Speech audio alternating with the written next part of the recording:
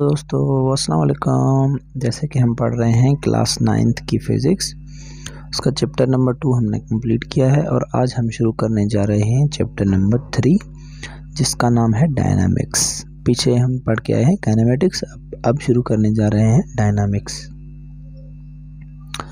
तो बेसिकली समझने की कोशिश करते हैं कि डायनामिक्स है क्या। जैसे कि हम पिछले में पढ़ के आए थे कि काइनेमेटिक्स क्या है, उसको हमने समझा था। अब हम समझें कि डायनामिक्स क्या है। तो चलिए स्टार्ट करते हैं। Dynamics is the branch of physics which deals with the study of motion with reference of force। अब पिछले में हम काइनेमेटिक्स क्या पढ़ के आए थे कि study of motion without reference of force. वहाँ पर हम स्टडी ऑफ मोशन तो कर रहे थे लेकिन फोर्स का कोई रेफरेंस नहीं ले रहे थे। यहाँ पर हम डायनामिक्स में करेंगे स्टडी ऑफ मोशन ही, मगर रेफरेंस लेंगे फोर्स का। फोर्स को कंसीडर करेंगे कि फोर्स क्या है। तो फोर्स की डिफरेंट डेफिनेशंस तो होती ही हैं। जैसे कि आप बचपन से पढ़ते आ रहे हैं कि force, pull and push is known as force. Force की फिज़िक्स में डिफरेंट डेफिनेशंस डिफरेंट स्टेजेस पर हम जो है प्रूव करके वो बनाते हैं या वो हैं, उनको हम समझते हैं। लेकिन इस स्टेज पर जो एक डेफिनेशन है हम उसे पढ़ने की कोशिश करेंगे और इसी चैप्टर में आगे चल के फोर्स की एक और डेफिनेशन है, उसे भी समझकर हम पढ़ेंगे। तो चलिए स्टार्ट करते हैं कि फोर्स है क्या। Force is the agent that changes the state of rest और uniform motion of a body. अब फोर्स है क्या? अगर कोई बॉडी रेस्ट में है तो फोर्स एक ऐसा एजेंट है जो उसे मोशन में ला सकता है या मोशन में लाने की कोशिश कर सकता है। अब जैसे कि एक बंदा एक कार को पुश करे, यानी अगर उसका फोर्स ज़्यादा होगा तो कार में मोशन प्रोड्यूस होगा। अगर फोर्स ज़्यादा नहीं होगा तो कार मोशन में तो नहीं आएगी, लेकिन उसने फोर्स लगाया तो सही।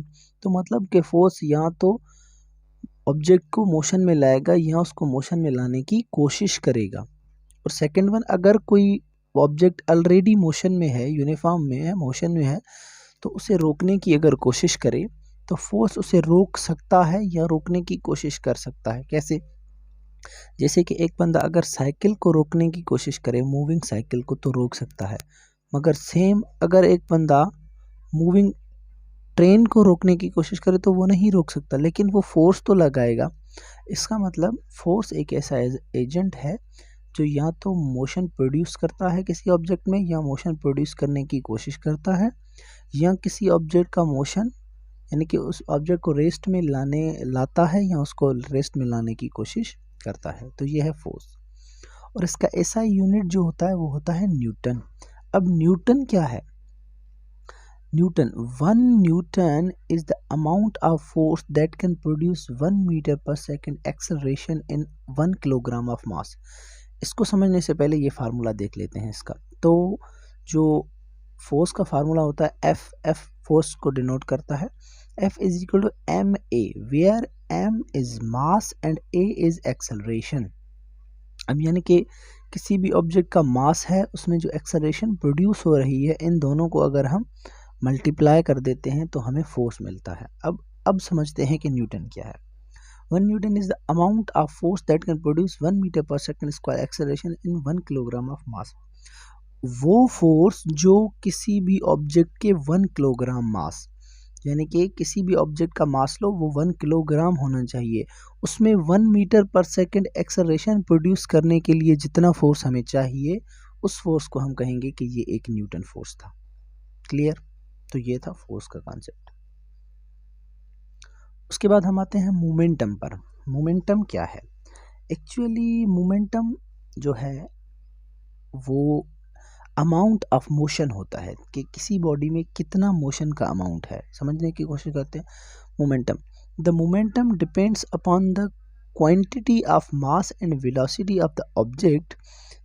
Greater the mass greater will be the momentum, similarly faster the speed greater will be the momentum. अब देखें कि अगर दो ऑब्जेक्ट हैं, उनकी स्पीड सेम है, तो ऑब्जेक्ट लें, उनकी स्पीड सेम लें और उनका मास चेंज हो, तो जिसका मास कम होगा उसको हम आसानी से रोक सकते हैं।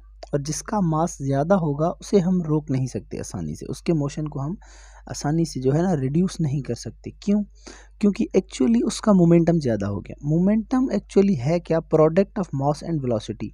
वेलोसिटी तो सेम ली दोनों की, मगर जिसका मास ज़्यादा हुआ उसका मोमेंटम ज़्यादा हो जाएगा, और जिसका मोमेंटम ज़्यादा हो गया उसमें क्वांटिटी ऑफ मोशन ज़्यादा हो गई, तो उसे रोकना हमें मुश्किल हो सकता है हमारे लिए। उसकी डेफिनेशन के साथ समझने की कोशिश करते हैं।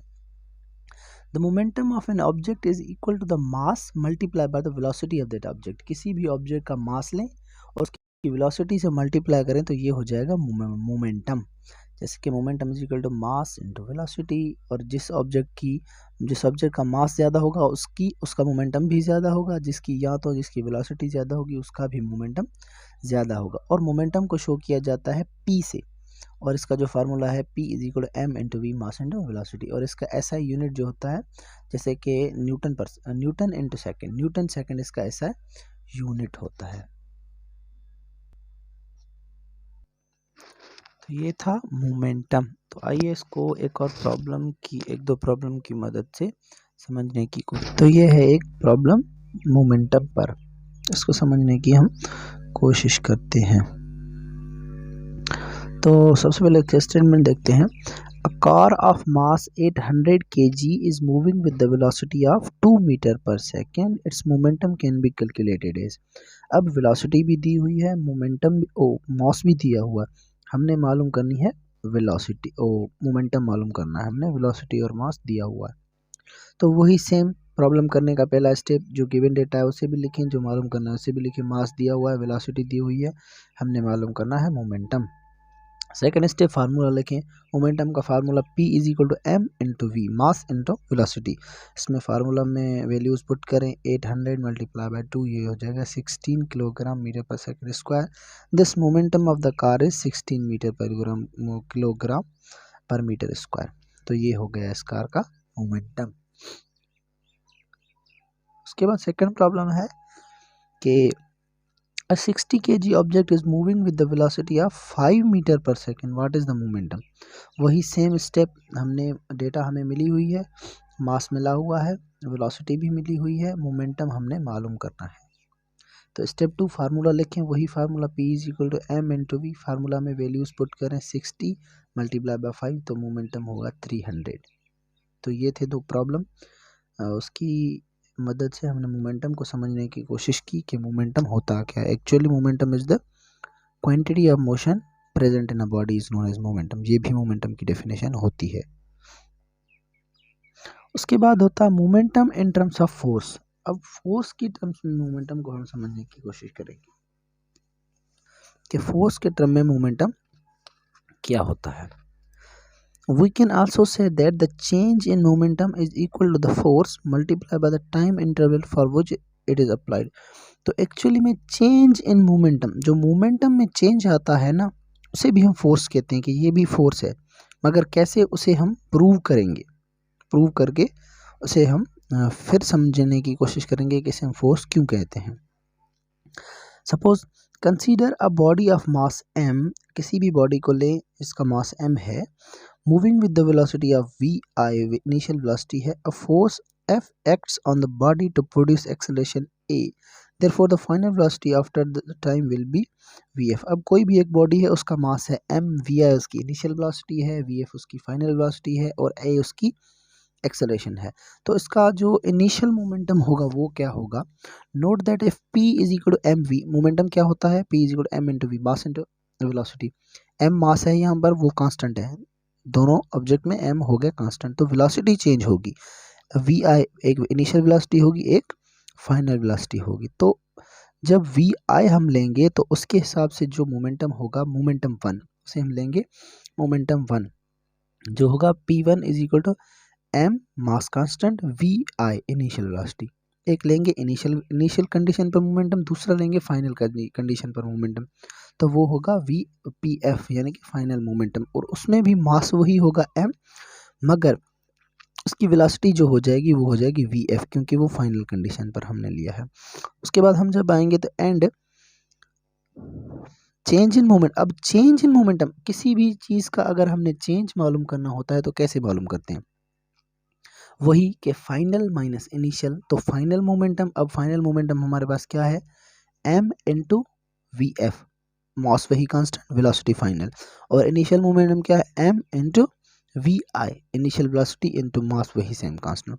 तो चेंज इन मोमेंटम जब हम मालूम करेंगे तो फाइनल मोमेंटम माइनस करेंगे इनिशियल मोमेंटम, जैसे कि ये जहाँ यहाँ पर दिया हुआ है फाइनल मोमेंटम, तो पी एफ माइनस पी आई यानी कि final momentum minus initial momentum, तो इसी में से मास को हम कांस्टेंट निकाल लेंगे, क्योंकि मास कांस्टेंट है तो इसे हम कॉमन ले लेंगे, मास आ जाएगा बाहर, तो फिर बचेगा V F minus V I यानी कि final velocity minus initial velocity.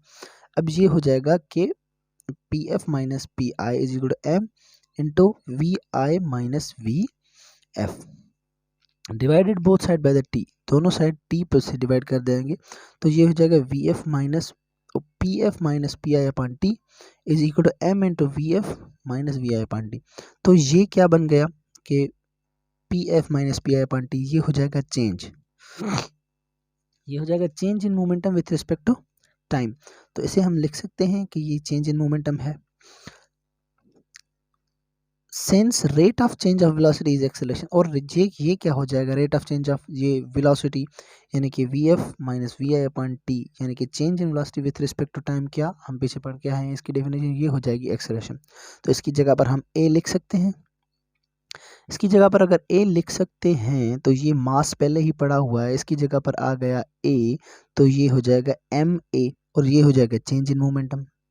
तो एम ए क्या है, एम ए किस होता है, एम ए कौन सी चीज़ बनती है, F is equal to M A, वो भी हम पीछे पढ़ के आएंगे। तो एम की जगह पर हम एफ रख सकते हैं, क्योंकि ये फोर्स हो गया, मास इनटू एक्सेलरेशन फोर्स हो गया। तो यहाँ से प्रूव होता है कि change in momentum is equal to force, change in momentum is equal to force. इसको समझने की कोशिश करें, एक इनिशियल स्टेज पर हमने मोमेंटम लिया, फाइनल पर मोमेंटम लिया, चेंज इन मोमेंटम हम मालूम कर रहे हैं, final momentum minus initial momentum, उसको divided by both side by time कर रहे हैं, फिर चेंज इन मोमेंटम जो होगा वो डेल्टा पी हम उसे लिख सकते हैं, ये चेंज इन मोमेंटम है, और मास कांस्टेंट है, और चेंज इन वेलोसिटी जो है वो एक्सेलरेशन होती है, तो ये हो जाएगा एम इंटू ए, एम इंटू ए जो होता है वो फोर्स होता है। तो इसी वजह से हम कहते हैं कि change in momentum is also force. तो फोर्स की एक और डेफिनेशन भी यहाँ पर प्रोड्यूस हो गई कि hence we can say that rate of change of momentum is also known as force. तो change of momentum with respect to time is also known as force. तो इसे हम कहते हैं कि momentum in terms of force. इस पर एक प्रॉब्लम करते हैं। प्रॉब्लम है कि find the force that can stop a body to rest in 4 seconds from its initial velocity 16 meter per second, the mass of object is 3 kg। अब वही same problem के लिए वही फर्स्ट स्टेप, जो गिवन डेटा है उसे लिखें, जो मालूम करनी है उसे लिखें, मास दिया हुआ है 3 kg वी एफ। अब फाइनल वेलोसिटी, क्योंकि लास्ट में जाके वो कह रहा है कि 4 सेकंड के बाद रुके बॉडी, जब रुकेगी तो फाइनल वेलोसिटी 0, इनिशियल वेलोसिटी दी हुई है 16, टाइम दिया हुआ है 4 सेकंड, और मालूम हमने करना है फोर्स। अब इस पर जो फार्मूला लगेगा वो लगेगा वही सेम कि चेंज इन मोमेंटम वाला, पी आई यानी कि initial momentum is equal m into v one, m वही same, mass into v one f. अब फोर्स क्या होगा,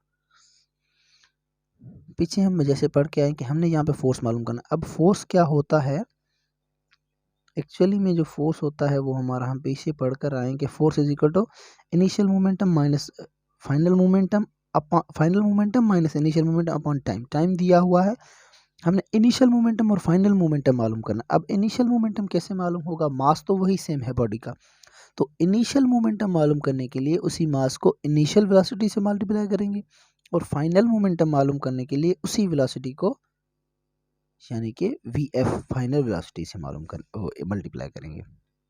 जैसे कि यहाँ पर देखें आप, वही थर्ड स्टेप के फार्मूला, पी वन पी आई यानी कि initial momentum is equal to 3, mass वही केजी है, और इनिशियल वेलोसिटी जो है वो क्या है 16, तो ये हो जाएगा जो हमारा इनिशियल मोमेंटम हो जाएगा वो हो जाएगा 48, और फाइनल मोमेंटम के लिए मास तो वही लेंगे हम, लेकिन वेलोसिटी यहाँ पर क्या हो जाएगी, वेलोसिटी यहाँ पर है 0, क्योंकि फाइनल वेलोसिटी 0 है, तो ये फाइनल मोमेंटम जो होगा वो 0 हो जाएगा।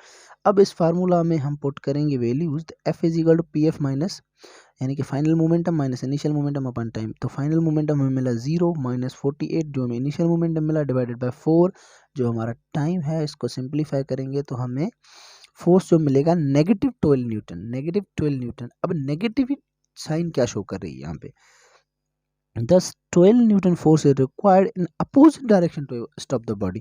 अब कोई भी बॉडी अगर मोशन में है तो ये अंडरस्टूड है कि उसको स्टॉप करने के लिए हमें उसके मोशन के अपोजिट डायरेक्शन में हमें क्या चाहिए, फोर्स रिक्वायर्ड है। तो इसीलिए यहाँ पे जो नेगेटिव साइन है वो इस चीज़ को इंडिकेट कर रही है कि ये जो फोर्स होगा मोशन के अपोजिट में होगा। तो यहाँ पर हमारा ये लेक्चर ख़त्म होता है। आगे हम स्टार्ट करेंगे एक और टॉपिक।